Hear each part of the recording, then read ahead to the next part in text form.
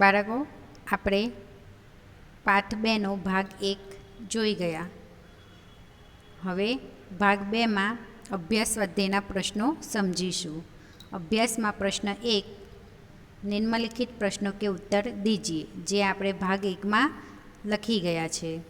प्रश्न 2 છે, आपने कोई घटना या प्रसंग सुना हो या पढ़ा हो, उसे कक्षा में कहिए. कक्षा में प्रस्तुत की गई घटना या प्रसंग में से किसी एक को अपनी भाषा में लिखिए. એટલે કે તમે કોઈ એવી ઘટના, એવો પ્રસંગ સાંભળ્યો હોય કે વાંચ્યો હોય તો એને તમારે વર્ગમાં કહેવાનો છે. અને બધા જ બાળક જે બોલે એમાંથી તમને જે ગમે તેના કોઈ પણ એક પ્રસંગ વિશે તમારી ભાષામાં લખવાનું રહેશે. ઉદાહરણ તરીકે, તમે કશે ફરવા ગયા હોય અને ત્યાં કોઈ સૂચનાનું સ્ટ્રિક્ટલી પાલન થતું હોય, બરાબર ને? જેમ કે પેલા સ્વયંસેવકને કીધું હતું કે નિમંત્રણ પત્ર વગર અંદર ન આવવા દે, તેવી જ રીતે કોઈ બીજા નિયમોનું ત્યાં પાલન થતું હોય અને તમે એને પૈસા આપીને કે કોઈ લાલચ આપીને કેવું કે મને અંદર જવા દે, અથવા તો કોઈ એવી જગ્યા હોય કે મંદિરમાં બહુ મોટી લાઈન હોય અને તમે પૈસા આપીને કહો કે ભાઈ મારે આગળ નંબર લાગી જાય, પણ તમારા પૈસા આપવા છતાં પણ જો પેલો સ્વયંસેવક તમને અંદર ન જવા દે, તે નિયમોનું પાલન થતું હોય, બરાબર? તો એવું કશે તમારી સાથે ઘટના બની હોય કે તમે સાંભળ્યું હોય તો તમારે એ લખવાનું રહેશે તમારી નોટમાં. હું તમને ફોટા દ્વારા તો આનો જવાબ મોકલીશ જ, જે તમારે પછી લખવો, પણ એના સિવાય તમે તમારા અનુભવ પણ લખો તો વધારે સારું. प्रश्न 3, चर्चा कीजिए. यदि पक्षी बोल पाते तो पेड़ों की कटाई के विषय में वे आपसे क्या कहते? એવું કહ્યું છે, પક્ષી બોલે તો આપણે જે પેડો એટલે કે ઝાડ, વૃક્ષ કાપીએ છીએ તેના વિશે શું કહેશે તમને? તો હું થોડું ટૂંકમાં સમજાવું છું, પછી તમારે જવાબ લખવાનો છે. ધારો કે પક્ષી જો હોય તો પક્ષી મુझे पेड़ काटते देखकर, कौवा એટલે કે કાગડો હોય તો બોલે કે अरे भाई तुम यह पेड़ क्यों काट रहे हो? यह पेड़ तो हमारा आश्रय स्थान है. તેને જોઈને કોયલ બોલે, इसकी हरियाली देखकर प्रसन्नता से मैं कूँ कूँ करने लगती हूँ. પછી બીજું એક પક્ષી બોલે, કોઈ બી પક્ષીનું નામ લઈ શકો છો, જેમ કે તોતા. તો તોતા પણ કહે છે કે पेड़ केवल फल फूल और छाया नहीं देते, वे वातावरण को शुद्ध बनाकर सबको स्वास्थ्य प्रदान करते हैं. એવી રીતે બધા પક્ષીઓ વાતો કરે છે ને આપણે કહે છે એ રીતનું આપણે આમાં લખવાનું છે. તમારે તમારા મનના વિચારો પણ લખવાના રહેશે. તેવી જ રીતે બીજું, यदि धरती बोल पाती तो मनुष्य के बारे में ईश्वर से क्या शिकायत करती? तो यदि धरती बोल पाती तो मनुष्य के बारे में ईश्वर से कहती, हे प्रभु तुम्हारा बनाया यह इंसान बहुत बुद्धिमान है, इसकी बुद्धि के चमत्कार देखकर तो आप भी हैरान हो जाएंगे. बिजली, cinema, television, mobile, telephone, computer, हवाई जहाज़, रेलगाड़ी, मोटर, अरे कहाँ तक गिनाऊँ इसके करतब. शहरों में इसने स्वर्ग ही खड़ा कर दिया है. अपने इस बेटे की अक्लमंदी पर मुझे गर्व है, लेकिन इतना बुद्धिमान होने पर भी लोभ, ईर्ष्या, द्वेष, हिंसा, अनीति आदि से इसे छुटकारा नहीं मिला है. इसने बम और मिसाइल जैसे विनाश के भयानक साधन भी बनाए हैं. जो पेड़ मनुष्य को फल फूल, छाया, लकड़ी और न जाने क्या क्या देता है, उन्हें यह बड़ी बेरहमी से काट डालता है. इसमें इतनी भी बुद्धि नहीं है कि पेड़ काटकर यह अपने ही पैरों पर कुल्हाड़ी मार रहा है। इसकी ऐसी ही नादानी से न जाने कितने जंगल बर्बाद हो गए हैं। सूखा, बाढ़ आदि के रूप में उसका परिणाम भी वह भुगत रहा है, फिर भी इसकी आंखें नहीं खुलती। हे प्रभु, अब आप ही इसे समझाइए और राह पर लाइए। એટલે આ રીતે ધરતી મનુષ્યના વિષયમાં ભગવાનને શિકાયત કરે છે। તમારે લખવાનું રહેશે નોટમાં। પ્રશ્ન 4, निम्नलिखित परिच्छेद को पढ़िए और लिखिए। નીચે આપેલો ફકરો છે તે ફક્ત વાંચીને જોઈને જ સારા અક્ષરે લખવાનો રહેશે। એમાં જે પૂર્ણ વિરામ, અલ્પવિરામ, અવતારણ ચિહ્ન જે છે, પ્રશ્નાર્થ ચિહ્ન એ વ્યવસ્થિત લગાડવાના રહેશે। એકવાર વાંચી જઈશું। किसी ने स्वामी विवेकानंद से पूछा, सब कुछ खोने पर भी मनुष्य के पास क्या होना ज़रूरी है? स्वामी विवेकानंद ने कहा, उस उम्मीद का होना ज़रूरी है जिसके बलबूते पर हम खोया हुआ सब कुछ वापस पा सकते हैं। प्रश्न 5, निम्नलिखित परिच्छेदों में उचित विराम चिन्ह लगाकर लिखिए। पहला આપણે જે ફકરો જોઈ ગયા એમાં વિરામ ચિહ્ન મૂકેલા જ હતા, એટલે જોઈને લખવાનો હતો। હવે પ્રશ્ન 5માં ફકરો આપ્યો છે પણ એની અંદર ચિહ્નો આપણે મૂકવાના રહેશે। તો હું બોલતી જાઉં છું, તમારે ચોપડીમાં ચિહ્ન લગાવતા જવાનું રહેશે અને પછી નોટમાં પણ લખવાનું રહેશે। बात पुराने जमाने की है पछी पूर्ण विराम। ए तो खबर है ने तमने पूर्ण विराम, उद्गार चिन्ह, अवतरण चिन्ह कोने कहवाय, तो ये प्रमाणे मूकजो। बात पुराने समय की है, पूर्ण विराम। उन दिनों देवताओं और दानवों में युद्ध होता रहता था, पूर्ण विराम। दोनों पक्ष मिलकर एक बार प्रजापति के पास गए, पूर्ण विराम। वहाँ जाकर बोले, अल्पविराम, डबल अवतरण चिन्ह, मान्यवर, पछी पाछू अल्पविराम। हम दोनों ही आपकी संतानें हैं, पूर्ण विराम। बताइए कि हम दोनों में बड़ा कौन है? प्रश्नार्थ चिन्ह अने अवतरण चिन्ह पूરું। तेवी ज रीते बीजू તમારે જાતે ચિહ્નો મૂકવાનું રહેશે। એટલે કે એક હું કરાવું છું, બીજું તમારે જાતે કરવાનું રહેશે। સ્વાધ્યાયમાં પ્રશ્ન 1 સવાલ જવાબ આપણે ભાગ 1માં લખી ગયા છે। પ્રશ્ન 2ના પણ પ્રશ્નોના ઉત્તર આપણે લખી ગયા છે। લખ્યા ને કે નથી લખ્યા? બાકી છે? તો બાકી હોય તો લખીને કમ્પ્લીટ કરી દેવાના રહેશે।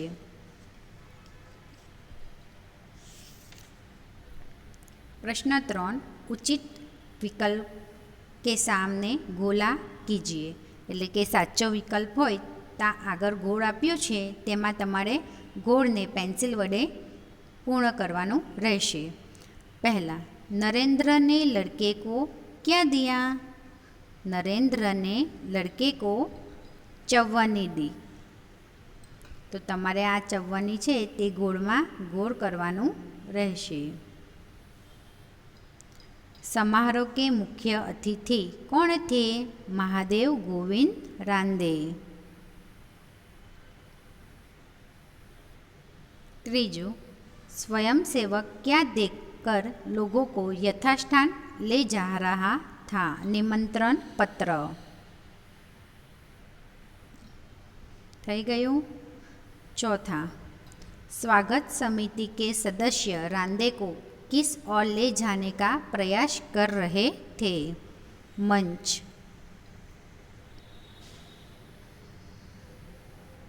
તમારે ગોળની અંદર વ્યવસ્થિત રંગ પૂરવો પેન્સિલ વડે। पांचवा, किसे ढूंढने के लिए पूरी टीम लग गई? कप्तान। तो आ रीते ચોપડીમાં ગોળ પહેલાં પૂરી દેવાના રહેશે। प्रश्न 4, कोष्टक में से शब्दों को चुनकर समानार्थी शब्दों की जोड़ बनाइए और प्रत्येक शब्द का वाक्य में प्रयोग कीजिए. પહેલાં તો અહીં કોષ્ટકમાં કેટલા શબ્દ આપ્યા છે? 1, 2, 3. બીજા ખાનામાં 3, એટલે 3 ચોક 12. 12 શબ્દ આપ્યા છે, તો સમાનાર્થી શબ્દ બનાવીએ એટલે 6 જોડી બનશે. જેમ કે પહેલાં આપણે જોડી બનાવી લઈશું, પછી વાક્યમાં પ્રયોગ તમે જાતે કરી શકો છો. કામયાબી. કામયાબીની સમાનાર્થી શું થાય છે? સફળતા. ખ્યાલ એટલે વિચાર. આ એક જોડી બની, અહીં બીજી જોડી બને. નુકસાન એટલે હાનિ. પ્રસિદ્ધ એટલે વિખ્યાત. ઝાંઝ એટલે પરીક્ષણ. અને અમીર એટલે ધનવાન. થઈ ગઈ 6 જોડી. હવે તમારે દરેકના વાક્યના પ્રયોગ કરવાના છે. એક સમાનાર્થી છે કામયાબી, એની સાથે જવાબ આવશે સફળતા. તો તમારે 2 વાક્ય બનાવવાના છે, એક કામયાબી પરથી અને એક સફળતા પરથી. જેમ કે इस बार परीक्षा में उसे अच्छी कामयाबी मिली, અને બીજું વાક્ય થશે इस बार परीक्षा में उसे अच्छी सफलता मिली. વાક્ય એનું એ જ રહેશે, ફક્ત કામયાબીની જગ્યાએ સફળતા રહેશે. હા, કદાચ કોઈક વાક્યમાં વાક્ય રચનામાં થોડો ઘણો ફરક થાય, કા કી એમાં ફરક પડે, બાકી તો એ જ રહેશે.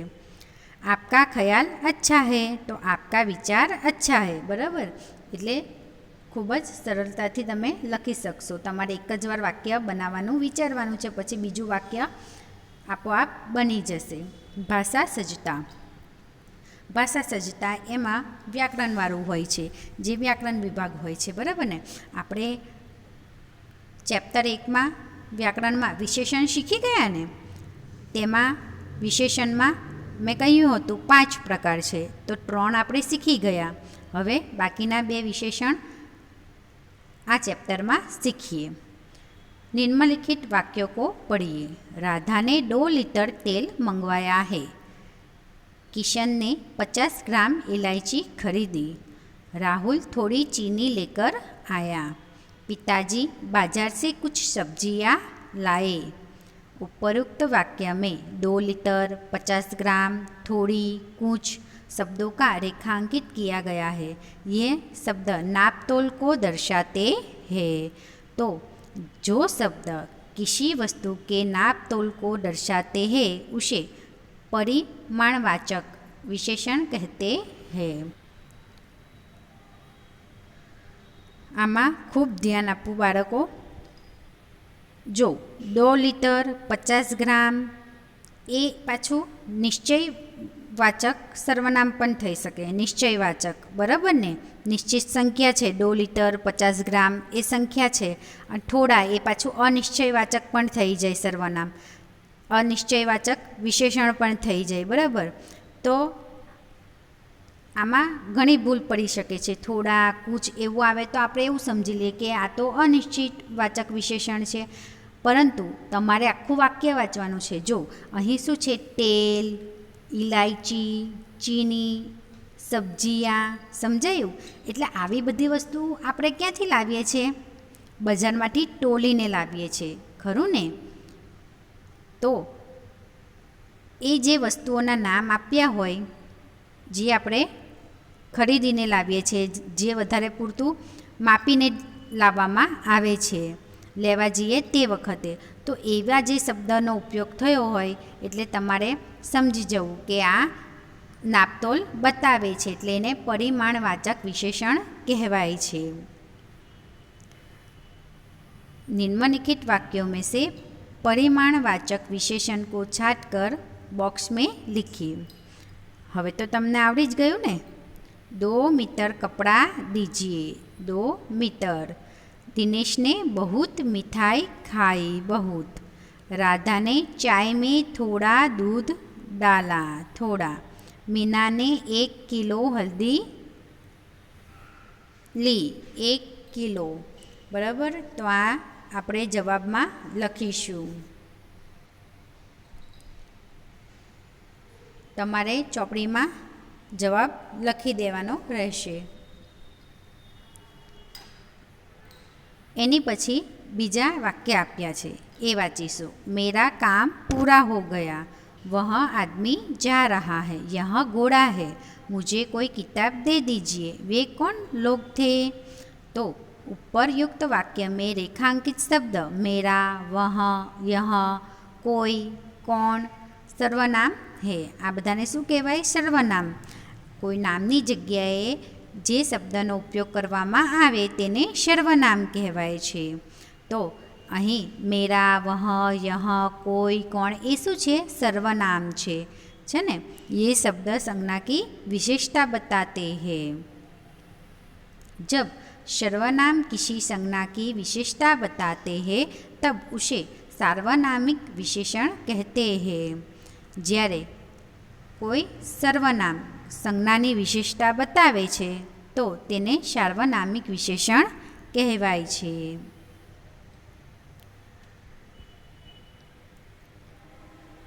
निम्नलिखित वाक्यों में से सार्वनामिक विशेषण को अलग छांटकर बॉक्स में लिखिए. वे लड़के खेल रहे हैं, वे, तुम्हारा क्या काम पूरा हो गया? तुम्हारा, यह पेंसिल हिरल की है, वह लड़की पढ़ रही है, सरला कोई खिलौने दो. तो आ रीते આપણે સાર્વનામિક વિશેષણ પણ અલગ કરીશું. આજે આપણે વ્યાકરણમાં પણ શીખ્યા, એટલે વિશેષણના 5 પ્રકાર આપણે શીખી ગયા. ખૂબ ધ્યાનથી વિશેષણના પ્રકારો નોટમાં લખજો અને એકવાર શાંતિપૂર્વક વાંચી જવાનું રહેશે. ચેપ્ટર 2નું આજે પૂર્ણ થાય છે. તમારે નોટમાં અને સ્વાધ્યાય પોથીમાં એનું ગૃહ કાર્ય કરવાનું રહેશે અને ફક્ત લખવાનું નથી, વાંચતા પણ રહેવાનું રહેશે. થોડા નાના મોટા સવાલ જવાબનું વાંચન કરવું જરૂરી છે. હવે આપણે આવતા વિડીયોમાં નવા ચેપ્ટર સાથે મળીશું. Thank you.